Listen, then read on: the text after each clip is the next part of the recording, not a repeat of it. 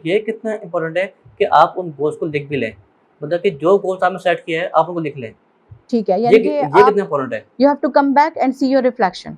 Reflection क्या yes. है? आपने एक प्लानिंग की और फिर आपने वापस आके हुँ, आपको देखा। बिल्कुल, ये आपने जो बात की है, ये आपका क्या हो गया, हुँ, एक तरीके से आप समझ लें कि अपनी रिसर्च एंड डेवलपमेंट आप एक डिपार्टमेंट की कर रहे हैं, कि पहले आपने सोचा सेल्फ कि मुझे एनालिसिस। करना क्या है, उसके बाद आपने हुँ, उस टास्क को कंप्लीट किया और फिर वापस आके हुँ, आपने देखा। और अच्छा, एक चीज़ मैं बड़ी अच्छी आपको बताती चलूँ कि अगर आप ये बच्चों के साथ प्रैक्टिस हुँ, करें, तो बच्चे भी एन्जॉय हुँ, करेंगे। फॉर एग्ज़ाम्पल, जो भी आपने टास्क दिया, हुँ, हम बात करते हैं वो फर्स्ट जो हमने मॉडल बनाया था।